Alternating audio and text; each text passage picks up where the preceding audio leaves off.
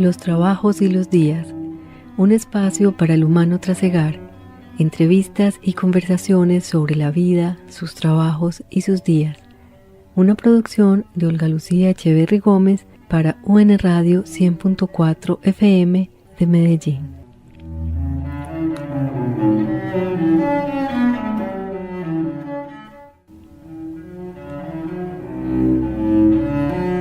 Las cosas grandes deben ser dichas con sencillez. El énfasis las estropea. Jean de la Bruyère.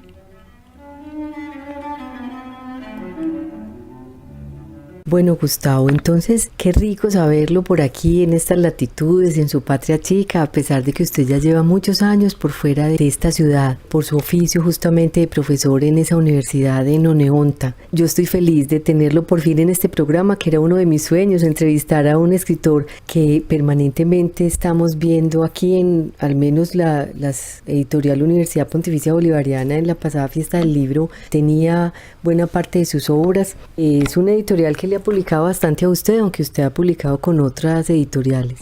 Muy buenas tardes, noches, depende del momento en que se emita el programa. Olga, muy contento, muy agradecido. También yo tenía la ilusión de estar aquí en este programa porque he escuchado varios episodios de conversaciones anteriores y me parece un espacio muy interesante para el diálogo tranquilo, reposado y profundo sobre el arte, sobre la literatura y sobre la filosofía también.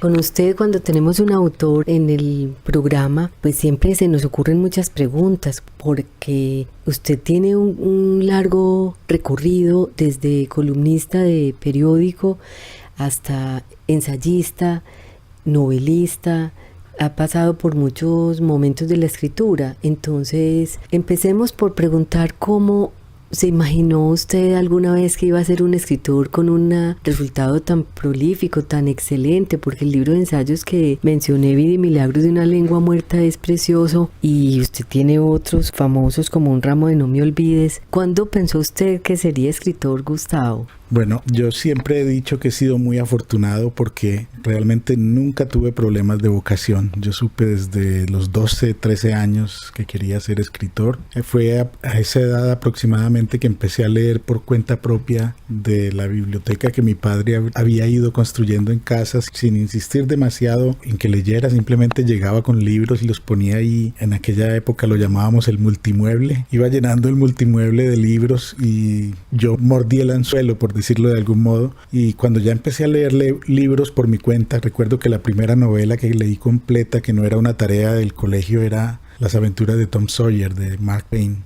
Y después me volví un gran lector de las novelas de Julio Verne. Las llaves del paraíso era mi carnet de la biblioteca piloto, y cada 8 días me iba y prestaba 2 libritos, 2 novelas de Julio Verne, y me las devoraba, y a la semana siguiente volvía por otras 2. Y entonces muy pronto entendí que esa alegría que yo recibía a través de los libros también quería transmitirla, y incluso traté de escribir a los 13, 14 años mi primera novela, pensaba yo, pero realmente no pasé de la segunda página. Era un plagio descarado del Conde de Montecristo, un hombre que estaba preso por una causa injusta, en fin.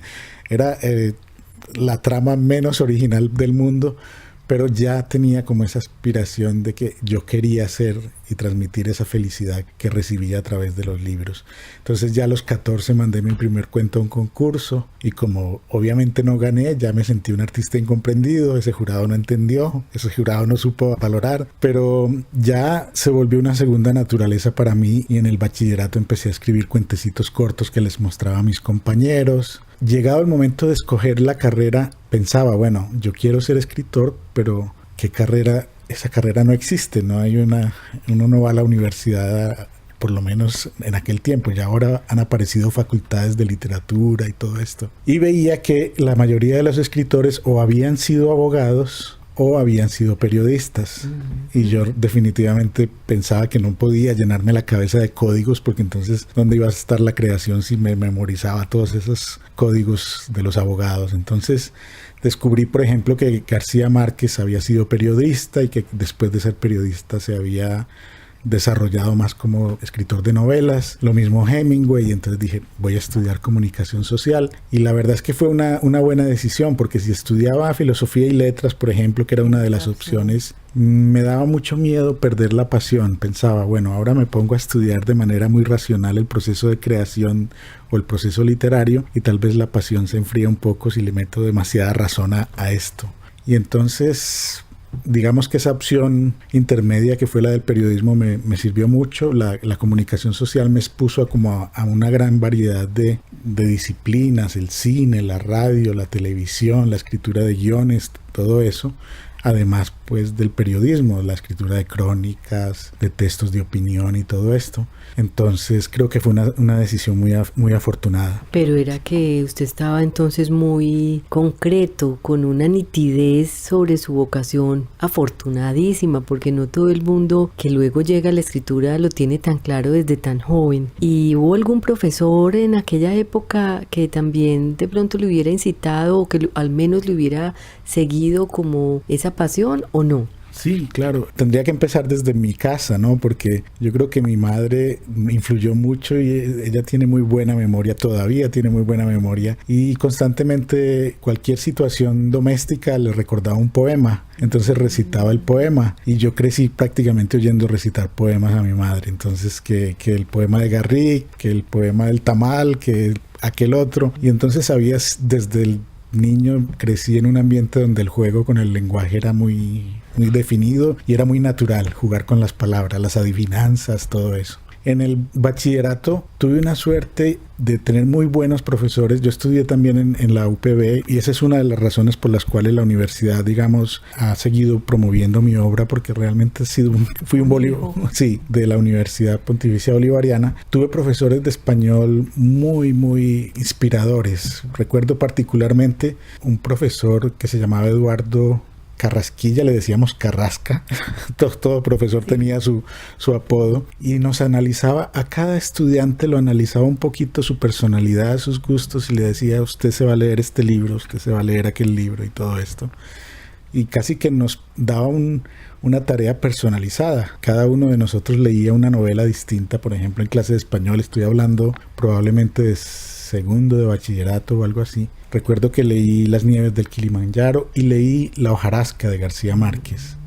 Y para mí fue muy curioso porque, como te decía, había leído a Verne, había leído a Mark Twain, y tenía un poco la idea de que los escritores todos estaban muertos y que uno solamente leía libros de escritores muertos. Pero cuando leí La hojarasca, comprendí que el autor de La hojarasca estaba vivo y que seguía escribiendo. Recuerdo que en 1975, cuando salió El otoño del patriarca, yo fui el primero que prestó El otoño del patriarca en la biblioteca del bachillerato. No entendí nada, porque es una de las novelas más difíciles, pero ya estaba como esa pasión de ver que los escritores eran personas contemporáneas, reales, que producían sus libros, los sacaban. Eso me pasó un poco con García Márquez, y por eso fue una influencia muy valiosa. Entonces, cuando entré a la universidad, yo les decía a mis compañeros en broma, yo quiero trabajar en el Universal de Cartagena, porque allá fue donde García Márquez empezó su carrera. Y efectivamente, qué maravilla, fue un logro que usted tuvo de trabajar en Cartagena, y ahí es donde la presencia de García Márquez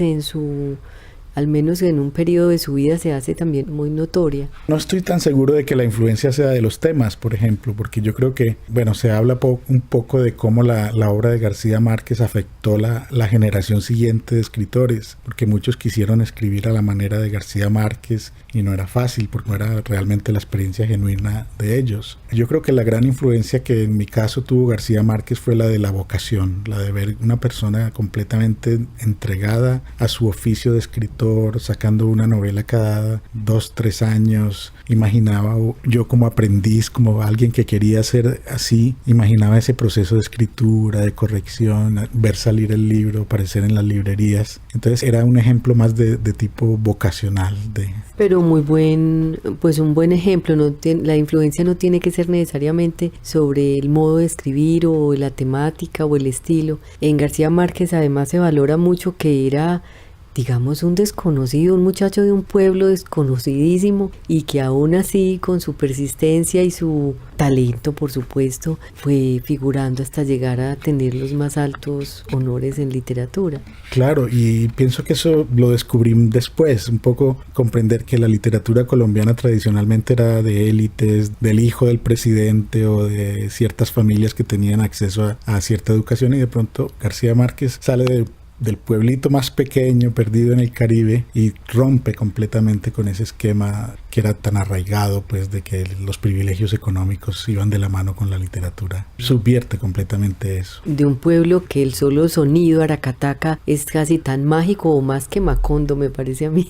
Sí, absolutamente. Ya viene como la magia desde el nombre del pueblo y la humildad de los orígenes, porque es que no es ni siquiera Cartagena, aunque él se formó en Cartagena y Barranquilla. Es un pueblo cuya única referencia termina siendo él. Y entonces sería bueno, ya que estamos en la época en que usted está en Cartagena, en el Universal, el libro Un ramo de no me olvides aparece justamente como el resultado de su experiencia en el Universal. Así es, entonces me voy a vivir a Cartagena, empiezo a trabajar en el periódico El Universal. Digamos, trato de alternar la tarea de reportero en el periódico con la de autor de cuentos. Insisto en querer hacer literatura. Y en el año 1994 aparece Del amor y otros demonios, que es una de las últimas novelas de García Márquez, que es la historia esta de Sierva María. El prólogo de la novela empieza con unas excavaciones que se están haciendo en el antiguo convento de las Clarisas, supuestamente para convertirlo en un hotel. Y en ese prólogo a Del amor y otros demonios, García Márquez hace referencia a que era un reportero del Universal, y allí estaba su jefe de redacción, Clemente Manuel Zavala, y de pronto como que ilumina esa época precisa en la cual él dejó Bogotá por la muerte de Gaitán, se fue a Cartagena y tuvo su primer trabajo como reportero en el Universal. Entonces surgió la oportunidad de hacer un trabajo de fondo sobre esos 2 años, casi 2 años que García Márquez pasó allí en Cartagena trabajando en el Universal. Tuve la suerte de que me lo asignaran, me metí a los archivos, a revisar los periódicos día por día, a tratar de encontrar textos que no habían sido identificados que García Márquez pudiera haber escrito. Entrevisté a los contemporáneos de él en esa época y construí este libro, Un ramo de no me olvides, que me gusta llamarlo una novela de no ficciones. Está construido como con la intención narrativa, con ese propósito estético que uno tiene cuando escribe una novela, pero todos los hechos son, digamos, documentados, todas las entrevistas, los perfiles de los personajes, todo parte de una práctica de la investigación periodística. Y este fue un libro que definitivamente me cambió la vida, porque yo lo sabía. Cuando estaba escribiendo tuve la sensación, hubo un momento en que tuve mucho miedo, porque dije, bueno, voy a escribir un libro sobre García Márquez. Mucha gente lo va a leer, no porque lo haya escrito yo, no por el esfuerzo que haya hecho, sino simplemente porque mucha gente tiene interés en este personaje. Entonces en un momento sentí, si lo hago mal, será un desastre total. O sea, probablemente después de esto me tendré que dedicar a cultivar papas si lo hago mal. Pero ese mismo miedo me dio como la conciencia de lo importante que era ese momento en mi vida y la importancia que tenía la escritura de este libro. Y entonces dije, voy a escribir un libro que, sin ser un libro, digamos, adulador, porque a veces también se escriben libros que son para agradar al personaje. Aquí hay pasajes que son dolorosos y que probablemente García Márquez hubiera querido que no se conocieran. Pero voy a escribir un libro que, si García Márquez lo lee, sienta que está bien escrito, que como escritor piense, este es un buen trabajo. Y esa fue la consigna que me puse. Estuve un poco más de un año escribiéndolo y bueno, al final, en diciembre de 1995, cuando lo terminé, tuve la oportunidad de entregárselo personalmente a García Márquez. Tuve la oportunidad también de hablar con él cuando estaba en la etapa investigativa, y recuerdo que cuando le entregué el libro le dije, maestro, aquí está el libro, espero que esté a la altura. Y me respondió, o a la bajura, que es una de esas salidas ingeniosas que él tenía. Y me dijo, lo voy a leer con un lápiz en la mano, un poco parodiando lo que sucedió con él y su jefe de redacción en aquella época, que le corregía las columnas y las reescribía. Y entonces le dije, bueno, espero ver lo que queda después del lápiz. Y efectivamente 2 años después tuve la oportunidad de hablar con él y fue muy elogioso sobre el libro, así que no tuve que irme a cultivar papas. Qué bien, el libro además de verdad es un libro imprescindible para un lector interesado en la obra de García Márquez, pero aún para el que no, también va a ser un aporte muy esencial. Tiene unas reseñas hermosas en la contracarátula. Manuel Zapata Olivella, por ejemplo, dice: poesía, relato, periodismo, novela, ensayo, cuento, drama. Nada paradójico ni misterioso, porque la aguja que va y viene en la lanzadera es una e insustituible. La palabra. El libro de Gustavo Arango tiene el valor de un testimonio esclarecedor. Juan Gozaín también dice: Gabo me robó mi ejemplar de Un ramo de no me olvides. ¿Cómo le parece? Qué delicia haber escrito libros que son robables, porque no todos lo son. Gabriel García Márquez, por supuesto, dice: este hombre tiene una versión mejor que la mía, conoce de mi vida más que yo. Gabriel García Márquez, ahí está también esa paradoja, ese juego en el que nos mete. Además, este libro ha tenido ya varias ediciones. 2 ediciones, sí. Inicialmente fue publicado por el periódico El Universal y en el 2013 la Universidad Pontificia Bolivariana hizo una reedición muy bonita y pues la sensación es que se ha cumplido aquello que también era uno de los propósitos, que no fuera un libro que se envejeciera, sino que al contrario, que con el tiempo tuviera como ese valor de lo histórico y que cada vez que alguien lo leyera encontrara como revivida esa época de los inicios de un colombiano que alcanzó realmente mucho, más allá de lo que podía esperarse. Ustedes además ha sido también un gran lector de la obra de él, por supuesto. Sí, claro. Cuando uno quiere escribir, obviamente lee también un poco robándose los secretos de los escritores, o lee sus entrevistas, o los entrevista. Y claro, he hecho lecturas muy atentas y también he escrito ensayos y estudios sobre 100 años de soledad, sobre la relación, por ejemplo, entre García Márquez y Cartagena, que me parece una relación muy interesante. La llamo una historia de amor. Y hago un poco el estudio de las novelas que toman como escenario a Cartagena, desde El amor en los tiempos del cólera, el del general en su laberinto tiene una parte de Cartagena, del amor y otros demonios. Esas novelas, incluso en las memorias, ¿no? También menciona su experiencia cartagenera. Me parece que Cartagena jugó un papel muy importante en la vida de García Márquez y la prueba es que lo tomó como su centro vital hacia el final de su vida. Compró la casa de sus sueños allí. Digamos que poco antes de morir pasó una larga temporada en la ciudad y había algo también un poco de desquite, porque cuando García Márquez llegó a los 21 años como reportero no lo tomaba muy en serio. Cartagena es una ciudad difícil, con su pasado colonial le prestaba mucha importancia al abolengo y a los apellidos, y este era un muchacho pobre de provincia, mal vestido, entonces lo miraban como un loquito. De hecho, yo establezco un paralelo entre García Márquez y Florentino Ariza. Hay una frase en El amor en los tiempos del cólera que dice que Florentino se propuso ganar fama y fortuna para merecerla. Se refería a Fermina, pero García Márquez en cierto modo se propuso ganar fama y fortuna para merecer a Cartagena. Usted logró, aunque esta pregunta que le voy a hacer es pues digamos superflua en un momento dado, establecer algún grado de amistad con García Márquez. Y le digo superflua es porque no siempre es necesario eso. A los autores basta leerlos, basta conversar con su obra. Si además se puede establecer algún contacto con ellos, pues muy rico. Muchas veces es muy delicioso, como en su caso, por ejemplo, pero no todas las veces es posible. Yo no diría que fui amigo de García Márquez, pero tuve unos encuentros muy significativos con él. Cuando me fui a vivir a Cartagena tuve una gran suerte, y es que en sus años finales él fue un poco más distante con la prensa y no le gustaba hacer apariciones públicas, pero cuando yo llegué a Cartagena a principios de los años 90, él era una persona que constantemente estaba en el festival de cine que organizaba su amigo Víctor Nieto. Entonces lo veía en el festival de cine y todo eso. Tuve la oportunidad de regalarle mi primer libro de cuentos, muerto del susto. Pero para un escritor joven, ese tipo de encuentros son muy inspiradores, son emocionantes y quedan. Y yo creo que ya después, cuando con la escritura de Un ramo de no me olvides, tuve oportunidad de hablar con él en varias ocasiones. De hecho, los capítulos finales se refieren a esas conversaciones, y yo creo que para mí lo más satisfactorio ha sido,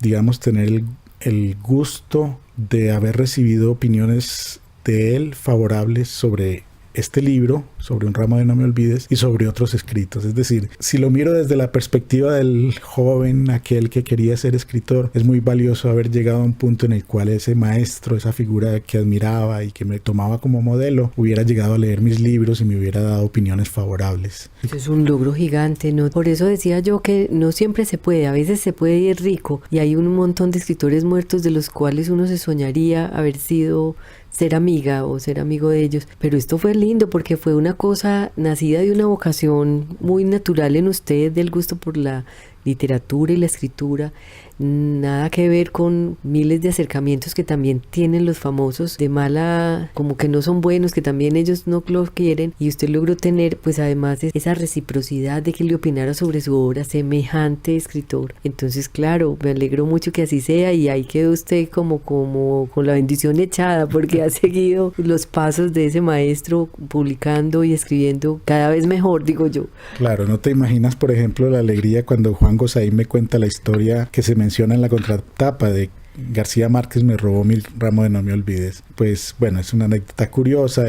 García Márquez estaba en Cartagena, no tenía su libro, el que yo le había regalado. Le preguntó a Juan Gosaín que si lo tenía para que se lo prestara, que necesitaba mirar unos datos. Y cuando se reunieron en un almuerzo y Juan Gosaín le entregó el libro, le dijo, considéralo perdido, y se lo guardó y se lo robó. Eso yo creo que es para mí es uno de los mejores elogios que puede uno recibir, que García Márquez se haya robado ese libro mío sobre él. Y en algunas veces escribieron por correo electrónico. Bueno, a raíz de este libro yo obtuve una beca para estudiar literatura en Estados Unidos, en la Universidad de Rutgers, y con la intervención de un escritor muy amigo de García Márquez, Tomás Eloy Martínez. Trabajaron juntos en la fundación de Nuevo Periodismo, eran muy cercanos, entonces a partir de ahí tuvimos unas cuantas comunicaciones a través de Tomás Eloy Martínez. Usted hace su especialización y su maestría y se queda definitivamente en Estados Unidos, pero su producción como escritor empieza también a afianzarse cada vez más.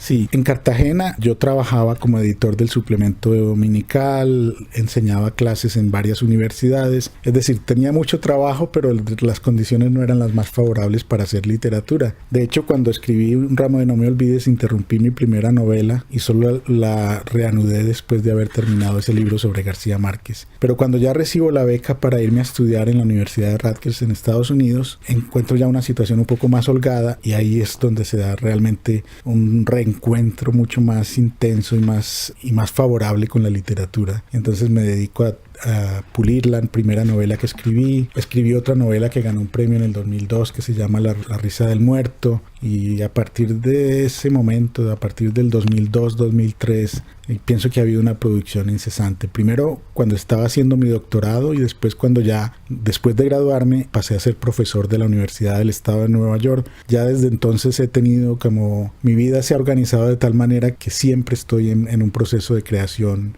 ya sea como ensayista, ya sea como autor de novelas o cuentos, o como periodista. Y el caso de el libro también publicado recientemente por la editorial UPB, Vida y opiniones de Wenceslao Triana, ¿por qué no nos habla también un poco de ese alter ego, de ese heterónimo suyo? Sí, es una historia muy simpática. El libro que acaba de salir reúne columnas de opinión que yo publiqué en el Universal cuando estaba en Cartagena entre 1993 y el 2003. Inicialmente estaba en Cartagena, después me fui a Estados Unidos en el 98, pero seguí mandando columnas semanales. Es una historia muy simpática porque a mí siempre me llamó la atención el periodismo de opinión. Recuerdo que desde el bachillerato leía a Oscar Hernández, Papel Sobrante, a mí me encantaba Papel Sobrante o Argos, todos esos columnistas, y yo sentía que esa escritura constante, semanal, con temas de interés, era una manera muy bonita de establecer un contacto con los lectores. Y estando en Cartagena, en el Universal, llegó un director que terminamos siendo muy buenos amigos, Héctor Hernández Ayazo, que era un abogado, llegó a ser el director del Universal, y en alguna ocasión hablando me decía, bueno, ¿y qué proyectos tienes? ¿Qué te gustaría hacer dentro del periódico? Y yo le dije que me gustaría hacer columnas de opinión, pero que con esa carita de peladito que tenía nadie me iba a tomar en serio. Entonces le dije, propongo que pongamos un viejito, inventarnos el personaje de un viejito llamado Wenceslao Triana, y que el que opine sea el viejito. tú muy bien lo has dicho, no era propiamente un seudónimo, porque el seudónimo solamente oculta el nombre. El heterónimo crea una personalidad independiente, con vida propia, con ideas propias, y así fue surgiendo Wenceslao semana tras semana, opinando sobre literatura, sobre fútbol, sobre política, sobre cine, rescatando historias que escuchaba en la calle, y se consolidó como una voz. Entonces, al reunirlo como un libro, realmente me parece que el personaje cobra vida, porque es como si alguien, un personaje de ficción, opinara sobre la realidad que ocurrió a finales del siglo XX y comienzos del XXI. Y es un libro muy novedoso en ese sentido, porque las columnas de prensa, las columnas de opinión, a veces, digamos, están como subestimadas, como escritas solo sobre el orden de la actualidad, y en esa medida son muy efímeras, pero algunas logran, como en el caso suyo, y justamente ahí está también su talento literario expuesto, desde esa alteridad, desde ese heterónimo de Wenceslao Triana, que además era todo lo contrario. Usted era un muchacho y él ya eres que un viejito.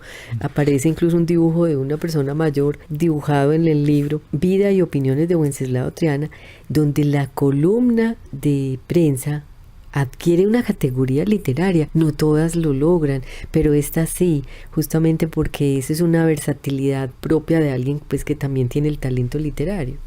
Claro, estas columnas empiezan en el 93. Al año siguiente, en el 94, empecé a escribir Un ramo de No me olvides, y empecé a mirar los archivos de prensa de los años 40, de los años 50, cuando la columna de opinión era eso, era un texto literario. Los columnistas de opinión eran Clemente Manuel Zavala, o sea, era una escuela donde la columna de opinión tenía una gran altura, y eso me inspiró mucho más a que esta voz de Wenceslao fuera literaria, pero periodística también al mismo tiempo.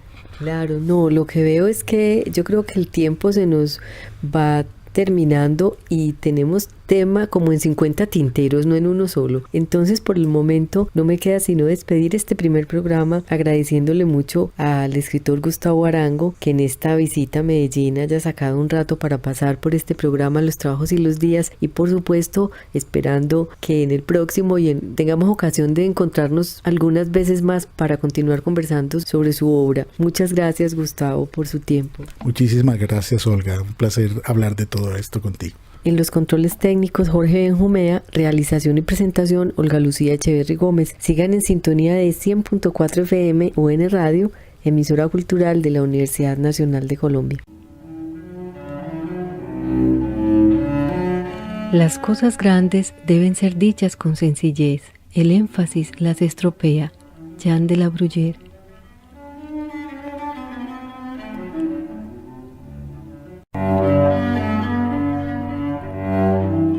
Los trabajos y los días, un espacio para el humano trasegar, entrevistas y conversaciones sobre la vida, sus trabajos y sus días.